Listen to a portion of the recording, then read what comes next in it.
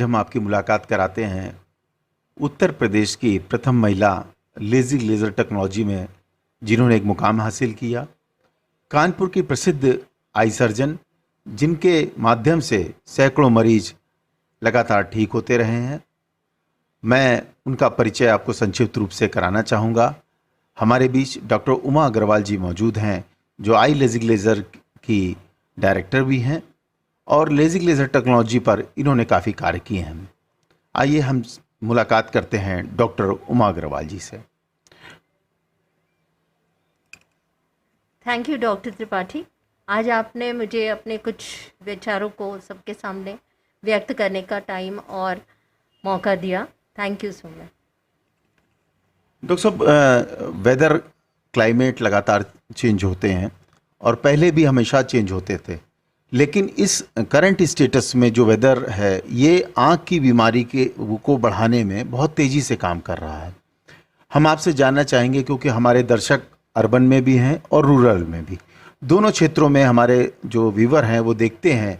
और being as a eye surgeon, मैं जानना चाहूँगा कि बेसिक प्रिकॉशंस हम शहरवासियों के लिए क्या लें और गांव में जो लोग निवास कर रहे हैं उनके लिए हम बेसिक प्रिकॉशंस किस तरीके से ले सकते हैं। डॉक्टर उमा अग्रवाल जी।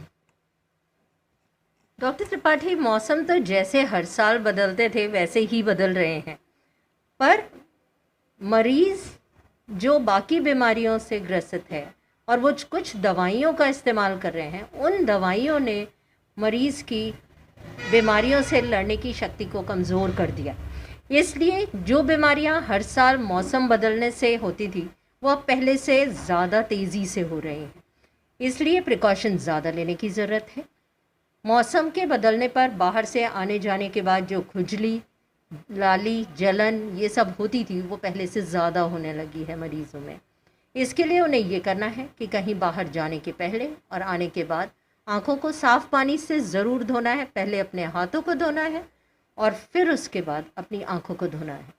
दूसरी चीज़, इतना बाहर जो ज़ुकाम, खांसी ये सब चल रहा है, इसकी वजह से आँख के चारों तरफ जो साइनसेस होते हैं उनमें कंजेशन हो जा रहा है।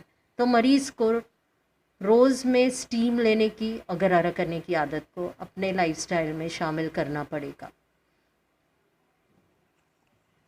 डॉक्टर साहब, जो गांव का व्यक्ति है वो खेतों में काम करते हैं और पेड़ों के नीचे उनका निवास ज़्यादातर रहता है। वो सुबह से निकल जाते हैं और शाम तक आते हैं।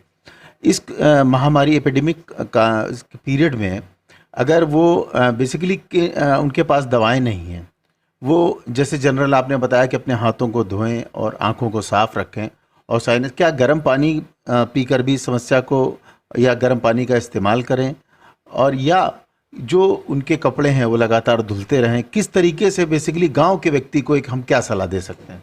गांव का व्यक्ति भी अपने हाथ को नियमित तौर से धो सकता है, अपनी आँखों को भी धो सकता है। और एक चीज़ का गांव का व्यक्ति ज़रूर ध्यान रख सकता है कि अपनी आँखों को बार बार ना छुएं, क्योंकि जो हाथ में उनके जर्म्स हैं वो आँख तक ना पहुंच पाए। कुछ डॉक्टर साहब बेसिक जो मेडिसिन होती हैं जनरल, तो हम क्या अपने घर में, जो आम व्यक्ति है जिसको नॉलेज नहीं है, कौन सी ऐसी जनरल मेडिसिन है जो अपने घर में वो रखकर इस चीज़ों से थोड़ा सा अपने को बचा सकता है? जनरल मेडिसिन में एंटीबायोटिक्स इनको यूज़ नहीं करना चाहिए, रेजिस्टेंस हो जाता है। जनरल आँख को गीला रखने के लिए कुछ लुब्रिकेटिंग ड्रॉप्स हैं जो मरीज़ हमेशा अपने घर में रख सकता है और ज़रूरत पड़ने पर इस्तेमाल कर सकता है। इससे आँख साफ रहेगी। डॉक्टर साहब, इस समय एक बहुत बड़ी महामारी के रूप में ब्लैक फंगस भारत में प्रवेश कर चुका है। कई राज्यों ने इसे महामारी के रूप में घोषित भी कर दिया है। मैं जानना चाहूँगा कि ब्लैक फंगस डॉक्टर साहब वास्तव में है क्या, और इससे मरीज को कौन कौन से रिस्क फैक्टर होते हैं जो इसको कवर करते हैं, और इनसे बचाव, इनकी पहचान वास्तव में क्या है? ब्लैक फंगस पहले से ही बुक्स में मेंशन्ड है, म्यूकर इसका साइंटिफिक नेम है। ब्लैक फंगस इसलिए कहते हैं क्योंकि जब ये बीमारी शुरू होती है तो उसमें ब्लैक स्पॉट्स आना शुरू हो जाते हैं, और ये उन लोगों में ज़्यादा ग्रो करता है जिनमें इम्यूनिटी बहुत कम है, जैसे डायबिटिक पेशेंट जिसमें शुगर अनकंट्रोल्ड है, सबसे रूमेटॉइड आर्थराइटिस जिसमें स्टेरॉइड्स चलती हैं, उनके शरीर में बीमारियों से लड़ने की क्षमता कम हो जाती है और फंगस उनमें बहुत जल्दी ग्रो करता है। ये हवा में फंगस है जो नाक के रास्ते, जो हमारी हड्डी के अंदर स्पेसेस जिन्हें हम साइनसेस कहते हैं, वहाँ पहुँच जाता है और वहाँ बहुत फास्ट ग्रो करता है। इसमें नाक के चारों तरफ काले धब्बे आने शुरू हो जाते हैं। पेशेंट को बहुत सिवियर हेडेक होगा। कुछ पेशेंट कंप्लेन करते हैं कि उनको दिखाई देना बंद हो गया, आँख की पुतली चलना बंद हो जाती है, आँख बाहर निकली हुई लगने लगती है और काफ़ी आगे की स्टेजेस में ये आँख और जबड़ा तक खा लेता है और ये बहुत ज़्यादा ख़तरनाक है। अभी तक जो रिपोर्टेड है 50% मोर्टेलिटी इसमें बताई जा रही है। तो इसलिए जितनी जल्दी पकड़ में आता है ये, अगर पेशेंट समय से आ जाए और इलाज हो जाए तो बचाया जा सकता है। डॉक्टर साहब, ये इनिशियल स्टेज में बेसिक सिम्टम्स इसके क्या हैं? बेसिक सिम्टम्स हेडेक, पेशेंट बोलेगा बहुत सिवियर पेन है उसके सर में, आँख के चारों तरफ दर्द है, उसको ज़ुकाम हो रहा था, आँख लाल है और जबड़े में भी दर्द बता सकता है। जो आपने बताया, जो डायबिटिक पेशेंट हैं, जो हार्ट पेशेंट हैं और जो स्टेरॉइड वगैरह का इस्तेमाल कर रहे हैं, उन पर इसका अटैक थोड़ा जल्दी होता है। तो अगर बेसिकली जो लोग जिनकी रेजिस्टेंस पावर स्ट्रांग है और अभी स्वस्थ हैं, तो वो इससे कैसे बच सकते हैं? मास्क लगा के ही बाहर जाना है, फुल स्लीव्स के कपड़े पहनने हैं, एक्सपोज्ड कम होना है बाहर और उतना ही बाहर जाना है जितना ज़रूरी है। नाक के रास्ते इसकी एंट्री के चांसेस बहुत ज़्यादा हैं और ख़ास तौर से वो कोरोना के पेशेंट्स हमारे जो ट्रीट होकर आए हैं इस टाइम, वो ज़्यादा रिस्क पर हैं, जो आईसीयू में रहे हैं, जिनको ह्यूमिडिफायर एयर दी गई है, क्योंकि जिस पानी के थ्रू वो ऑक्सीजन होकर आई थी, उस पानी में अगर इस फंगस का स्पोर है तो वो बहुत फास्ट डेवलप करेगा। डॉक्टर साहब, जो लोग घर में रह रहे लोगों की एक मानसिकता बन गई कि घर से बाहर ना निकले, क्या उन पर भी इसका प्रभाव हो सकता है? घर में रह रहे हैं, अगर बाहर कम निकलते हैं, शुगर के मरीज़ नहीं हैं और शुगर कंट्रोल है, अगर शुगर के मरीज़ हैं तो उनमें खतरा बहुत कम होता है। क्या एज फैक्टर भी इस पर हावी है? इम्यूनो कॉम्प्रोमाइज्ड ये सबसे हावी फैक्टर है। अगर किसी भी उम्र में अगर इम्यूनिटी कम है तो मरीज़ के लिए ख़तरनाक है। 12-13 साल की उम्र से चश्मे का नंबर आने लगता है।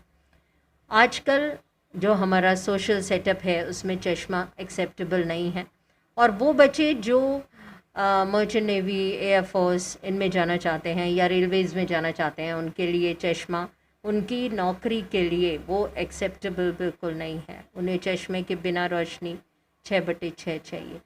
हम काली पुतली की गोलाई नॉर्मल से ज़्यादा होने की वजह से ये चश्मे का नंबर आ गया है। हम उस ज़्यादा होने की वजह से या कम होने की वजह से या इर्रेगुलर होने की वजह से ये नंबर आता है, हम उस काली पुतली की गोलाई को नॉर्मल कर देते हैं जिससे नंबर हट जाता है। ये टेक्नोलॉजी डॉक्टर साहब कितने समय से आप इस्तेमाल कर रही हैं? पिछले 21 सालों से हम इस तकनीक का इस्तेमाल कर रहे हैं।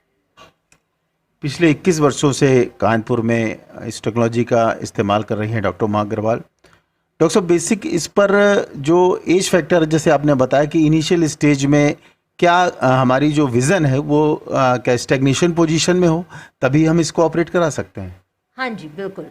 एक बार चश्मे के नंबर का स्टेबलाइज हो जाना ज़रूरी होता है, जो लड़कों में 18 साल और लड़कियों में 17 साल की उम्र तक हो जाता है।